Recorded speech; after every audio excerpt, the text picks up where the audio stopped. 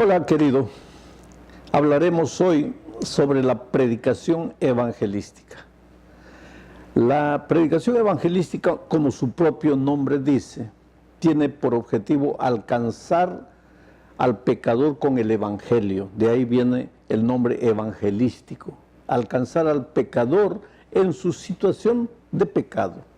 Concientizarlo de su situación, llevarlo al arrepentimiento y finalmente hacer que el pecador exprese su deseo de caminar con Jesucristo arrepentido, naciendo para una vida nueva. La predicación evangelística es diferente de la predicación didáctica. Me refiero a predicación didáctica, a la predicación que tiene como propósito hacer crecer a los miembros de la iglesia en su experiencia espiritual. En la predicación evangelística no nos dirigimos a los miembros de la iglesia, nos estamos dirigiendo a personas que no han aceptado a Jesús, que no conocen a Jesús y que muchas veces ni siquiera han oído hablar de Jesucristo. Entonces, el direccionamiento es completamente diferente de la predicación para la iglesia. Personalmente, a mí la iglesia hace muchos años me colocó en el ramo de la actividad evangelística. De tal manera que cuando yo predico, casi siempre los hermanos, cuando se enteran que yo estoy predicando, vienen trayendo a sus amigos y entonces me impiden de poder predicar a la iglesia como iglesia para hacerla crecer. Necesariamente tengo que predicar sermones evangelísticos para alcanzar a los pecadores que los hermanos están trayendo a la iglesia. Y generalmente la mayor parte de las reuniones evangelísticas que yo tengo, pues tienen como, el mensaje tiene como direccionamiento alcanzar a esos pecadores. La predicación evangelística enaltece a Jesucristo. El principio, el fin, toda la construcción del mensaje tiene a Jesucristo como la columna vertebral. Es por eso que mucha gente de la iglesia que tiene experiencia ya cristiana dicen, pero ¿por qué predican solo a Cristo? ¿Por qué no predican profecía? ¿Por qué no predican esto? ¿Por qué no predican aquello? Más doctrina, más solidez. Claro, es que yo personalmente no estoy predicando para la iglesia, yo estoy predicando predicación evangelística, alcanzar al pecador en su situación pecaminosa, concientizarlo de su necesidad de venir a Jesucristo y finalmente hacer un llamado para que entregue su corazón a Dios y aprenda a caminar en los caminos de la vida cristiana. Bueno, si vamos a alcanzar al pecador,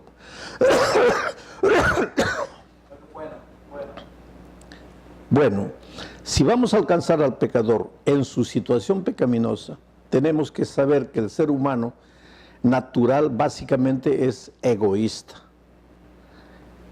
¿Qué quiero decir? Él solo piensa en sí. El ser humano, lejos de Dios, sufre, se angustia, las cosas no le salen bien. Y la primera pregunta que se hace es, ¿por qué nada me sale bien? Y entonces, en último recurso, a veces piensa en la posibilidad de que tal vez Dios pueda hacer alguna cosa. Y viene a la iglesia, generalmente llevado por la necesidad. Necesidad emocional, necesidad física, necesidad de reconocimiento, de aceptación. El vacío de su corazón no le deja dormir, no es feliz en el matrimonio, no es feliz como ser humano, no es feliz en la vida profesional. Quiere ser feliz. El ser humano básicamente quiere ser feliz. Todos, los convertidos y los no convertidos. Porque no hemos sido creados por Dios para la infelicidad.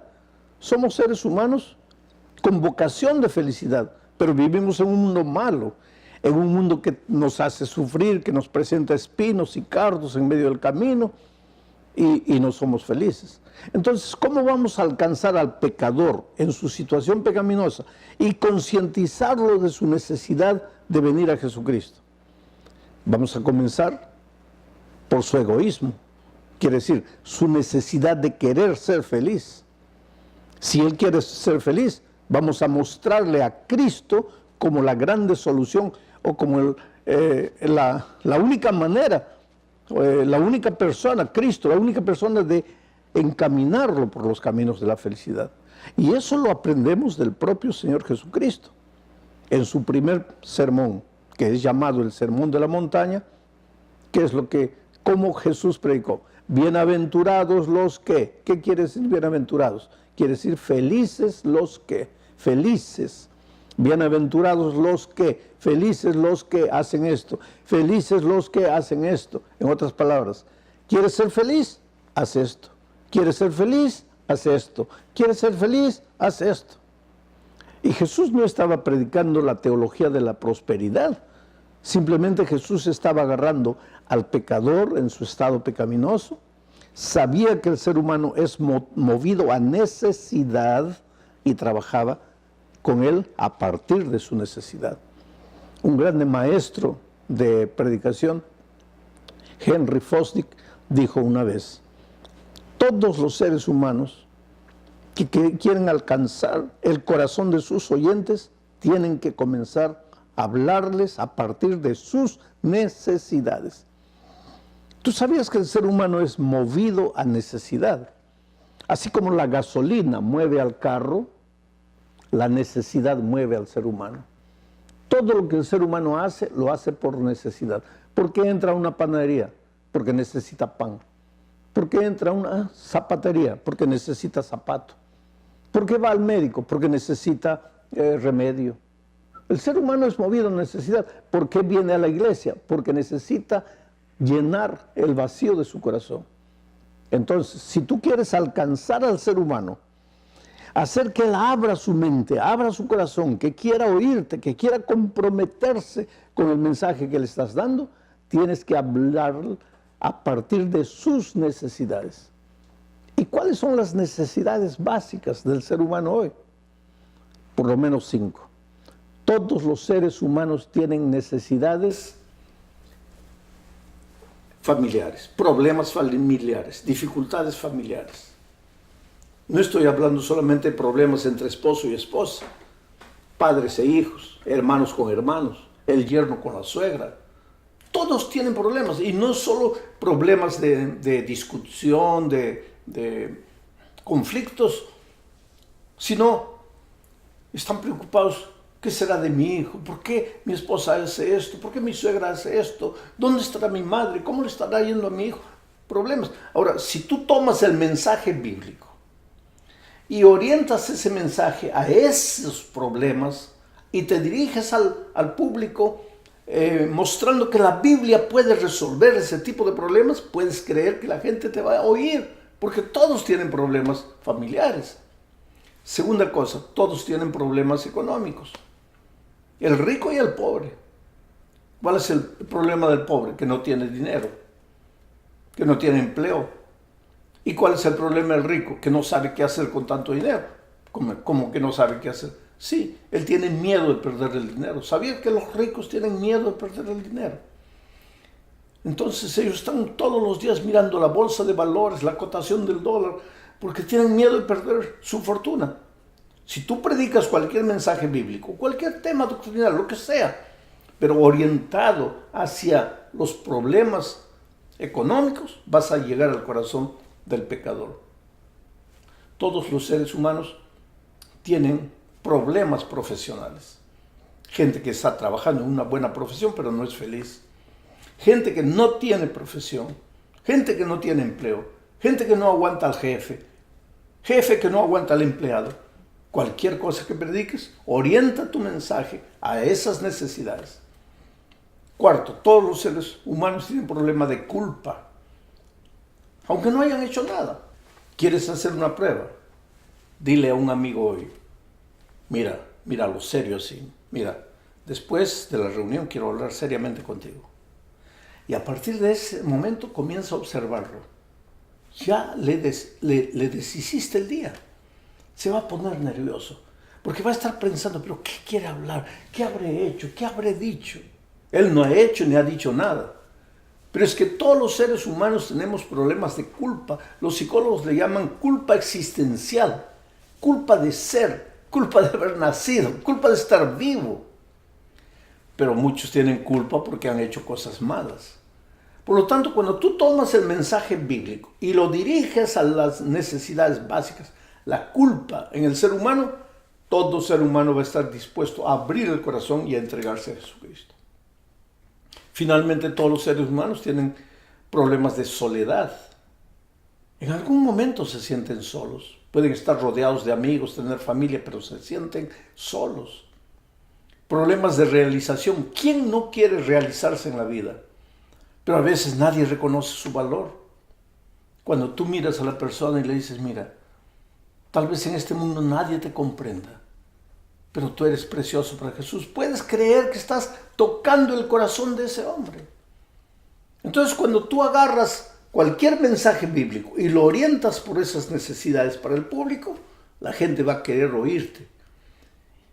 Va a abrir los ojos, va a abrir la mente, va a abrir el corazón y va a querer comprometerse con el mensaje que estás predicando.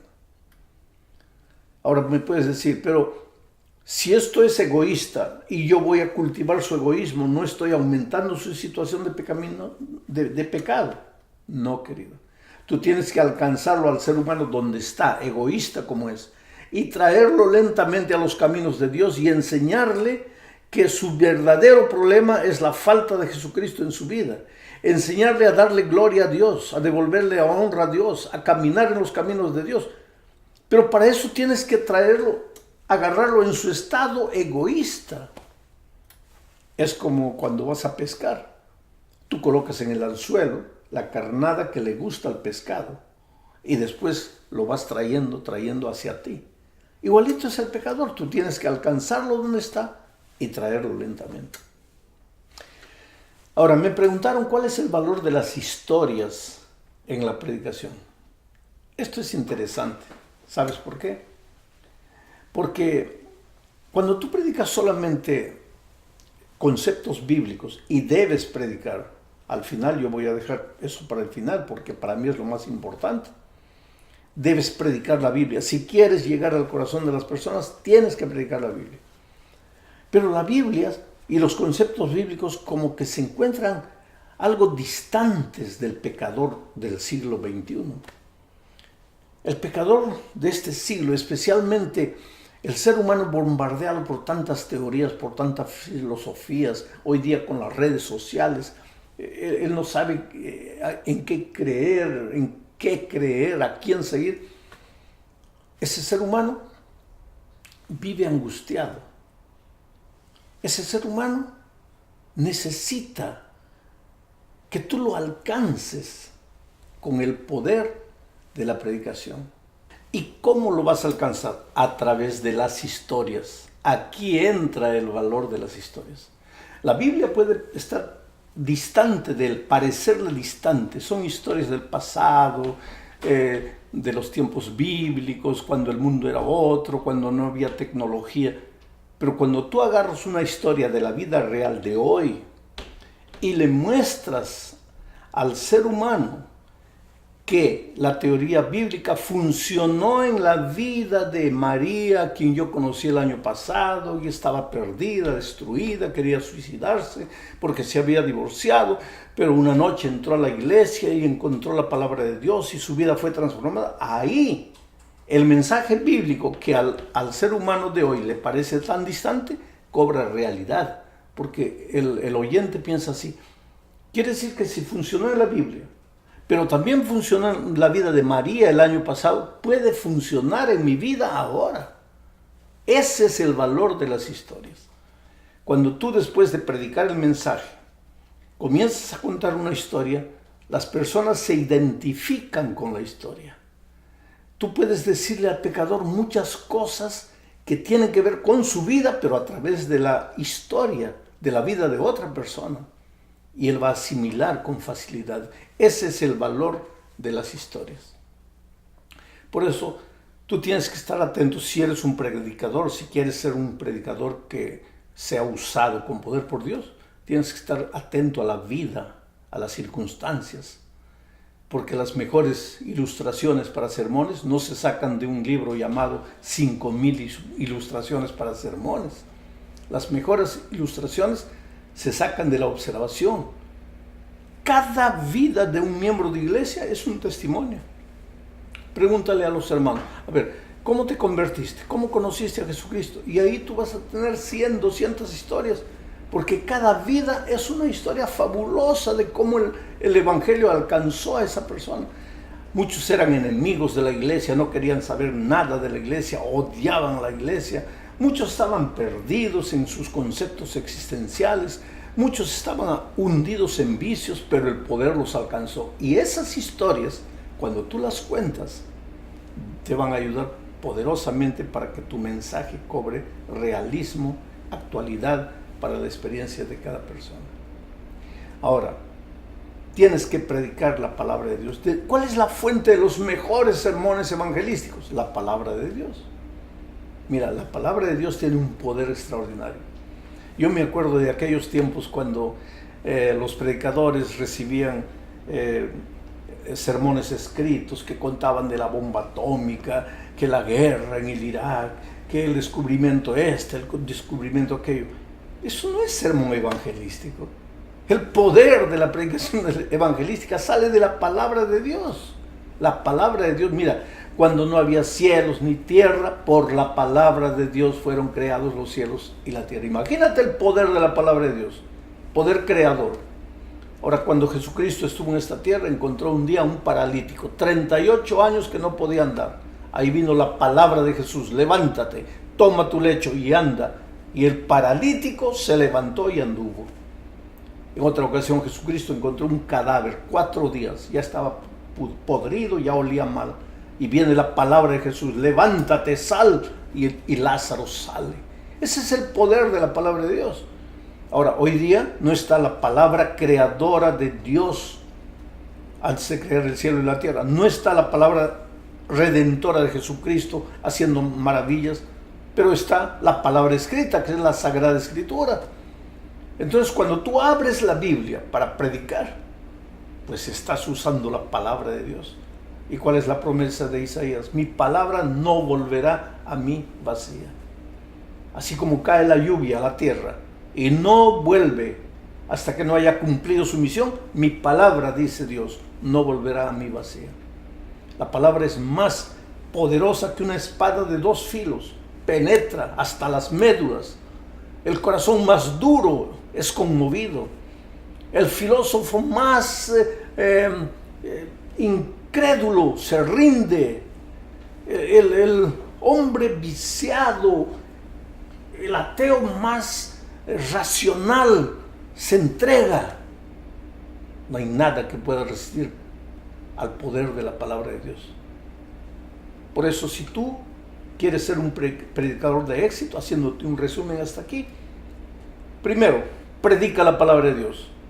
Segundo, orienta la palabra de Dios, los mensajes bíblicos, de acuerdo a las necesidades de las personas. Tercero, cuenta historias de la vida real, para que las personas entiendan que el concepto abstracto de la Biblia tiene valor para aquellos que aceptan. Ahora, hasta aquí fuiste bien. Expusiste la palabra de Dios, pero el propósito de la predicación evangelística no es exponer la palabra de Dios. Tú nunca puedes terminar un sermón evangelístico diciendo: bueno, que Dios les bendiga. O, como decían antes, este es mi deseo y oración. No. ¿Cómo deseo y oración? Tú estás predicando un sermón evangelístico que tiene como propósito traer al pecador a los pies de Cristo. Entonces, ¿cómo debes terminar? Ahí viene el llamado. Tienes que llamar a las personas para venir a Jesucristo. Pero para eso hay todo un proceso. El llamado no empieza con tu sermón. El llamado empieza en el momento del cántico congregacional. Cuando el praise team va adelante para cantar, escojan músicas y hagan cantar a las personas nuevas que están llegando para la reunión evangelística. Y esas personas van a cantar, por ejemplo, así: he decidido seguir a Cristo, he decidido. Esa persona no decidió nada, está viniendo por primera vez, pero ya está cantando: he decidido seguir a Cristo. ¿Te das cuenta? Entonces busca himnos en el momento de la alabanza congregacional, himnos donde el pecador ya está declarando con su boca que cree en Cristo, que ama a Jesús, que quiere entregarle el corazón. Ahí ya empezó el llamado. Después, cuando tú entras para empezar, vas a hacer una oración. En la oración no tengas miedo de decir: Señor, esta noche voy a hacer una invitación a los amigos que han venido. los voy a llamar a aceptarte y que tu Espíritu Santo ya empiece a trabajar en el corazón. Quiere decir, ni has empezado a predicar y ya estás diciendo que los vas a llamar. La gente ya se está preparando. Ahora, a lo largo del sermón, en muchas oportunidades, diles, miren, hermanos, amigos, al final del mensaje yo les voy a hacer una invitación para que se entreguen a Jesús. Los estás preparando. Y finalmente llegó el momento. Ahora sí, al terminar el mensaje, vas a decir, esta noche has entendido que Jesús te ama. Esta noche has entendido que sin Él no puedes ser feliz. Esta noche has entendido por qué nada te sale bien. Has entendido que Jesús es tu única solución. Pues ahora yo te voy a hacer una invitación. Te voy a pedir que te levantes y que vengas aquí adelante, entregándole tu vida a Cristo. Cuando ustedes lleguen aquí, yo voy a hacer una oración por ustedes. Pero tienen que venir confesando su amor por Cristo. Ahora, querido, hay diferentes tipos de llamados. Si tú vas a invitar a la gente para que continúe estudiando la Biblia, tienes que ser claro en la invitación. Voy a invitar esta noche a todos aquellos que quieren continuar estudiando la palabra de Dios. Si tú quieres que ellos entreguen su vida a Cristo, tienes que ser claro. Voy a invitar esta noche a aquellos que quieren entregar su vida a Cristo. Y si tú quieres que se bauticen, tienes que ser claro. Esta noche voy a invitar a las personas que quieren expresar su deseo de ser bautizados y formar parte de esta iglesia. Tienes que ser honesto en la predicación. No puedes llamarlos para una oración y después decirles que los vas a bautizar. Tienes que ir calmo y lento, con honestidad y sinceridad. Y finalmente tienes que recordar que tú eres solamente un instrumento en las manos de Dios. Querido, tú eres herramienta, un tool en las manos de Dios. Tú no eres nadie, tú eres polvo. Y en la medida que reconozcas que no eres nadie, que no busques fama, que no busques reconocimiento, entonces Dios te va a usar. Yo me preocupo cuando por ahí a veces hay hermanos que aparecen a la iglesia y quieren predicar. Y muchas veces hasta fuerzan para predicar. Oh, querido, si te llaman a predicar, predica. Pero ¿por qué tienes que estar tú provocando la situación para que prediques? ¿Qué es lo que quieres? ¿Aparecer? No, tú eres un instrumento en las manos de Dios. Déjate usar por Dios. Ahora, cuando llegue el momento del llamado, yo siempre invito a una persona a cantar. Y generalmente es una contralto. ¿Por qué una contralto? Podría ser un bajo también, pero es difícil encontrar solistas bajos. ¿Pero por qué una contralto? Porque la voz de la contralto es una voz que penetra el corazón.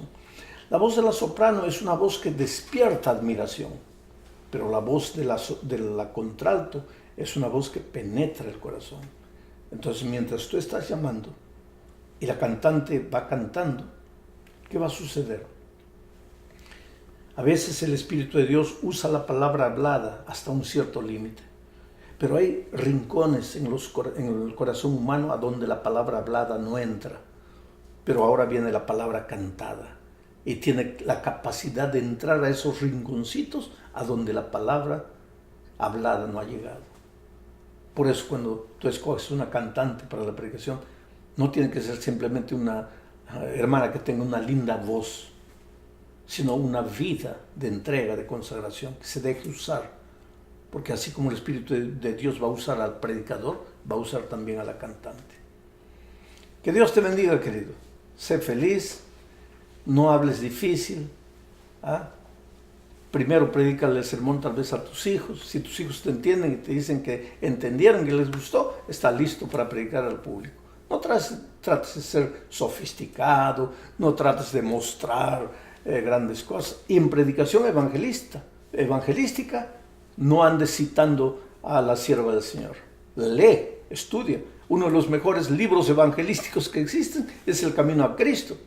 Pero recuérdate que tú estás predicando a gente que no conoce la palabra de Dios, a gente que está viniendo por primera vez a la iglesia, a gente que está conociendo la iglesia. ¿Cómo les vas a estar mencionando el Ellen White? Tú puedes predicar los conceptos sin necesidad de mencionar. Llegará un momento cuando ellos se entreguen a Jesús, cuando ellos conozcan el Espíritu de profecía y sabrán, el pastor predicaba, o el hermano laico que predicaba, me predicaba acerca de esto. Bueno, ahí sí. Que Dios te bendiga ricamente. Felicidades, mucho éxito.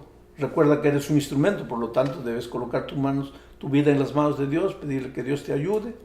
No tengas miedo. Algunos me dicen, pastor, me da miedo, la mano me suda. Es bueno que tengas miedo. ¿Sabes por qué? Un poquito de miedo, porque eso te crea responsabilidad para dejarte usar por Dios, para que el Espíritu de Dios hable por ti, porque finalmente quien toca el corazón, quien convierte a las personas, quien las trae al arrepentimiento, es el Señor Jesucristo. Felicidades, un abrazo, que Dios te bendiga.